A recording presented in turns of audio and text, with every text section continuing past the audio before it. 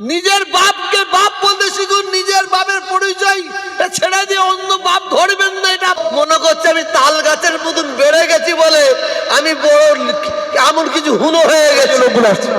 কথা বুঝতে পারছেন না? আমি কিছু হয়ে গেছি, হুনো হয়ে গেছি।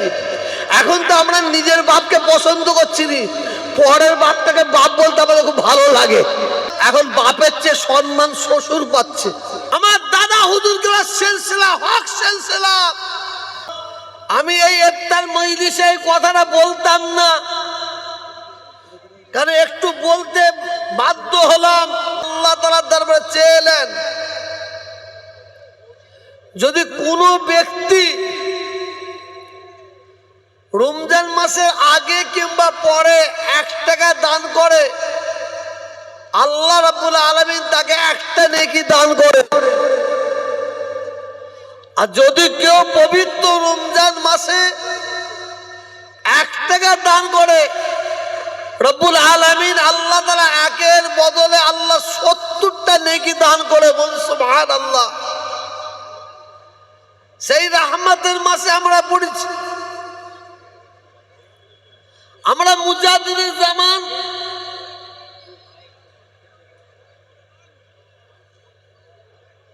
দাদা হুজুর,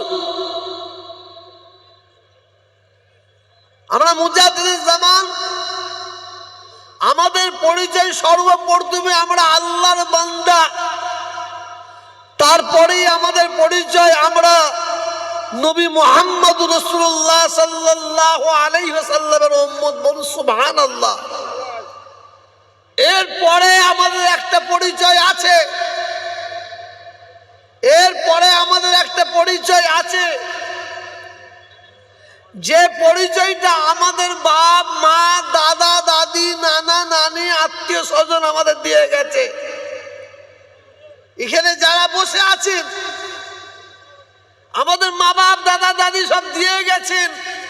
যে পরিচয়টা নিয়ে আমরা আজকে গর্ব করি, অহংকার করি, সেই পরিচয় হচ্ছে আমরা মুজাদ্দিদুল জামান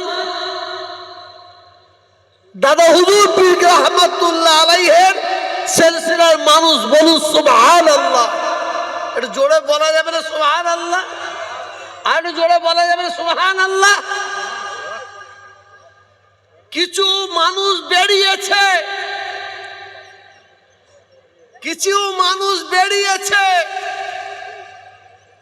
দাদা হুজুর কেবলার ঝান্ডাকে সামনে রেখে সিলসিলার বুকে, সিলসিলার গলায় ছুরি চালাবার জন্য। তাদের থেকে সাবধান থাকবেন। আমি বেশি বক্তব্য রাখবো না।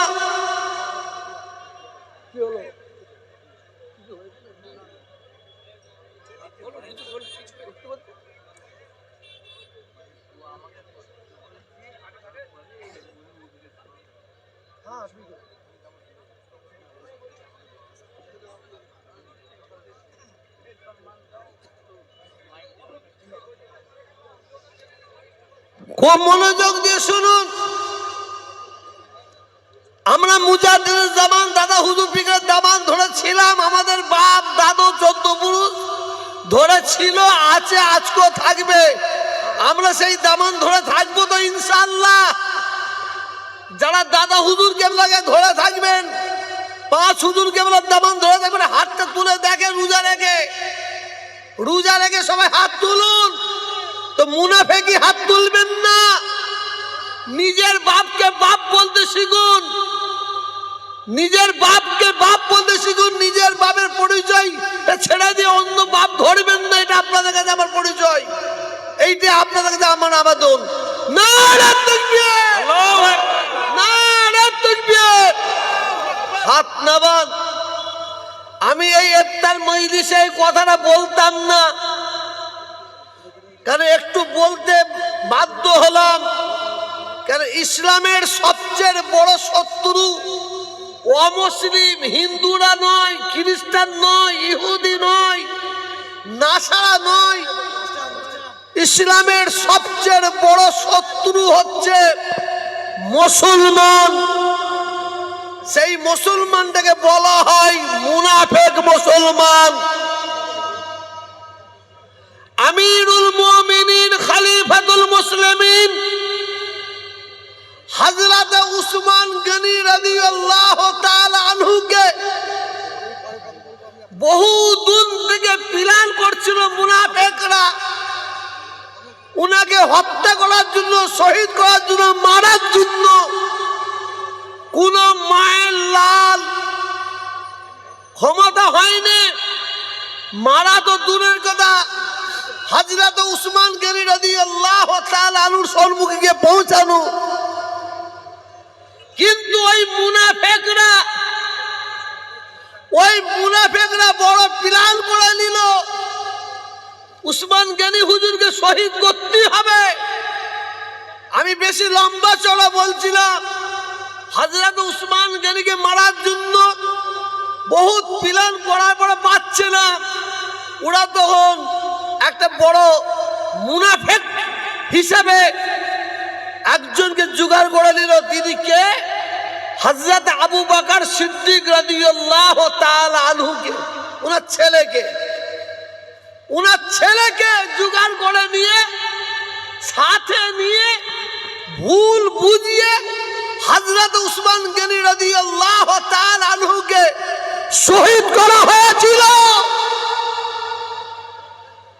ভুল বুঝিয়ে নিয়ে গিয়ে কিন্তু যখনই হযরত উসমান গনি রাদিয়াল্লাহু তাআলা আনহুর কাছে হযরত আবু বকর সিদ্দিক হুজুরের ছেলে গিয়ে প্রথম গায়ে হাত উনি দিয়েছিলেন, হযরত উসমান গনি দাড়ি মুবারক ধরেছিল, টান মেরেছিল।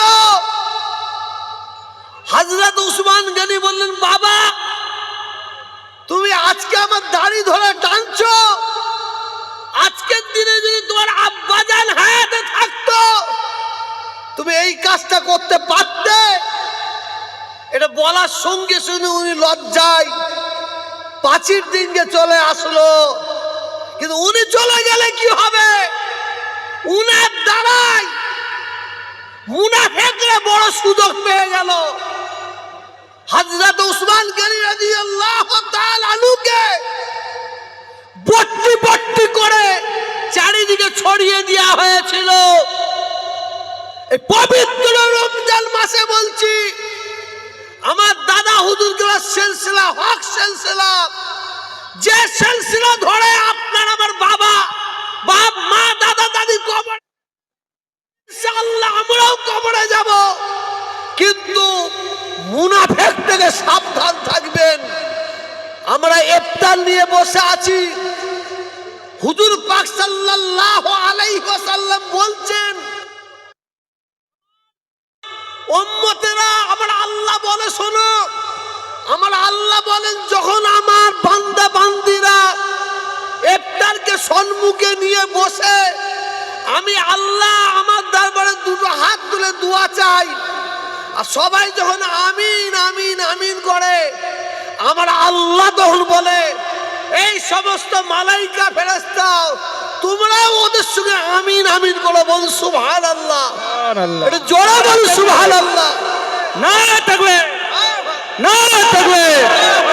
দাওয়াত ইফতার মজলিস অতএব দাদা হুজুরকে সিলসিলা, হক সিলসিলা, আল্লাহ যেন এই সিলসিলাকে কিয়ামত পর্যন্ত কবুল করে নেন। সকালে বলুন আল্লাহুম্মা আমিন। এটা জোরে বলা যাবে না? আটু জোরে বলা যাবে না কেন? মুনাফিক আমিন তুলবেন না, ইমানে আমিন বলুন। ইমানে আমিন বললে আল্লাহ আরশে আযমে পৌঁছাবে। শুধু আমরা আমিন বলবো না, আমাদের সঙ্গে সঙ্গে মালাইকা ফেরেশতারা তারাও আমিন বলবেন। বলুন আল্লাহুম্মা আমিন, আল্লাহুম্মা আমিন।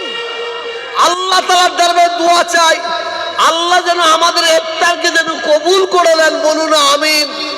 আমাদের সেহরিকে যেন কবুল করে নেন, বলুন আল্লাহুম্মা আমিন। আমাদের তারাবির নামাজকে যেন কবুল করে নেন, বলুন আল্লাহুম্মা আমিন।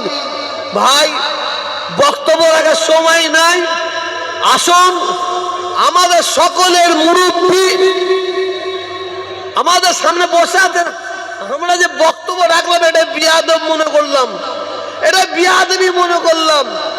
আমার বাপ সেই জন্ম আমাদের দিয়েছে, বড়দের সঙ্গে কিভাবে কথা বলতে হবে, কিভাবে সেইভাবে কথা বলতে হবে, সেইভাবে কথা বলার সেইভাবে নিয়ম কানুন সেই আদবটা শিখিয়ে গেছে।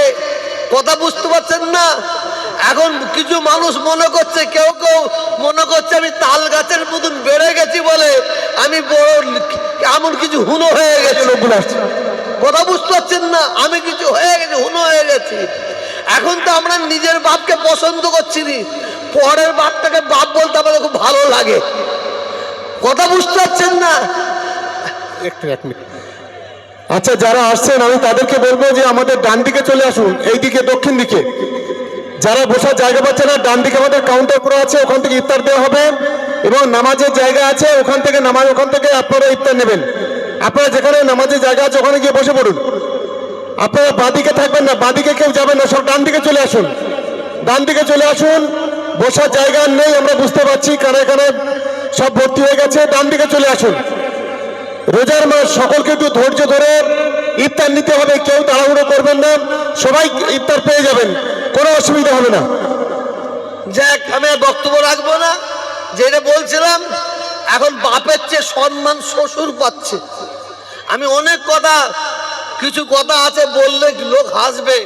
আজকে আস্তে আস্তে একটা বক্তব্য শুনছিলাম, আমারই এক বাড়ির ছেলে ঠিকা নিয়েছে কি জানি না, আপনার শুনলে অবাক হয়ে যাবেন।